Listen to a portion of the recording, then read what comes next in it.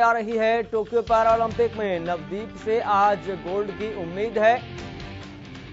Javelin throw की F41 category में match होगा।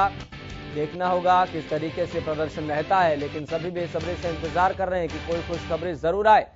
तो आज दोपहर 3:40 पर यह मुकाबला होगा। तो पानीपत से बड़ी जानकारी, जेवलिन थ्रो की F41 कैटेगरी में यह मैच होगा और सभी इस बात का बेसब्री से इंतजार कर रहे हैं कि नवदीप किस तरीके से प्रदर्शन करेंगे, लेकिन सभी को उनसे गोल्ड की उम्मीद है।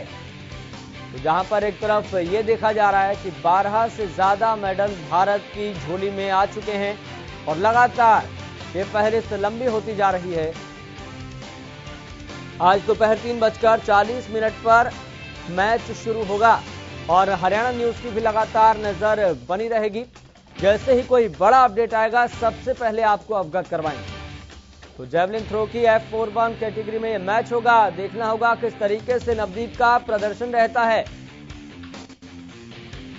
लेकिन हर भारतीय को नवदीप से आज गोल्ड की उम्मीद है और यही उम्मीद है कि नवदीप उम्मीदों पर जरूर खरे उतरेंगे।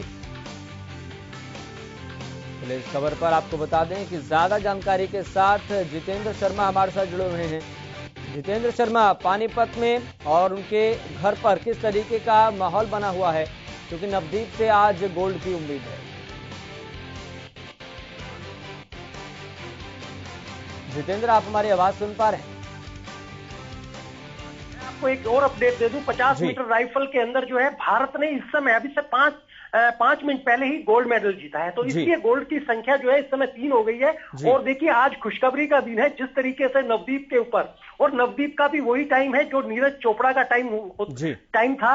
शाम का टाइम है 3:40 पर और F41 पैरा ओलंपिक की कैटेगरी जो है, जो इसका खुद का भी बेस्ट है। तो पूरी उम्मीद है, पानीपत को नहीं पूरे देश को उम्मीद है। और उनकी माता ने जो है अखंड जोत जलाई है और लगातार व्रत कर रही हैं और उनका यही कहना है कि जिस तरीके से नीरज चोपड़ा ने लठ गाड़ा था, तो आज मेरा बेटा नवदीप भी जो है लठ गाड़ेगा। और देखना, ये हम पूरा कवर करेंगे। गांव में बड़ा जश्न का माहौल है, बड़ी स्क्रीन लगाई जा सकती है, लेकिन कहीं ना कहीं बारिश से जो है थोड़ी सी बाधा उत्पन्न हो रही है। उसको देखना है कि किस तरीके से गांव मैनेज करता है। बिल्कुल जितेंद्र, इस बात में कोई दोहराए नहीं है कि नवदीप बेहतरीन प्रदर्शन करते हुए आगे बढ़ेंगे और सभी को उनसे गोल्ड की उम्मीद है।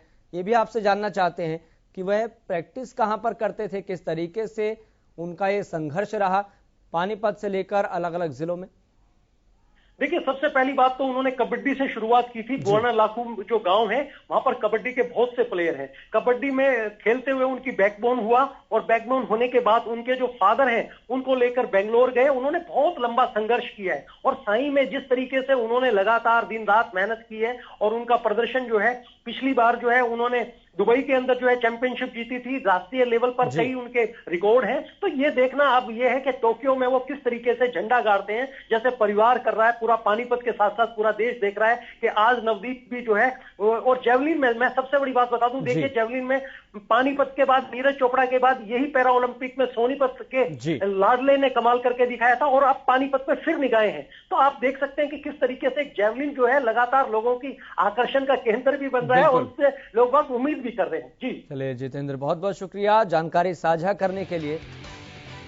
तो बड़ी जानकारी हम आपको बता दें, आज नजर नवदीप पर रहेगी और उनसे आज गोल्ड की उम्मीद है। तो टोक्यो पैरालंपिक से जहां लगातार प्रतिदिन खुशखबरी सामने आ रही है और यहां पर एक और बड़ी उम्मीद अब नवदीप से है। और बड़ी बात यहां पर यह है, जिस तरीके से देखा जा रहा है कि गोल्डन बॉय नीरज चोपड़ा ने जब से टोक्यो ओलंपिक में अपना बेहतरीन प्रदर्शन किया, गोल्ड हासिल किया, भारत की झोली में गोल्ड डाला, तब से ये जो जेवलिन थ्रो का खेल है वो सभी युवाओं में एक आकर्षण का केंद्र लगातार बनता जा रहा है और ये खेल अब लोकप्रिय होता हुआ भी दिखाई दे रहा है।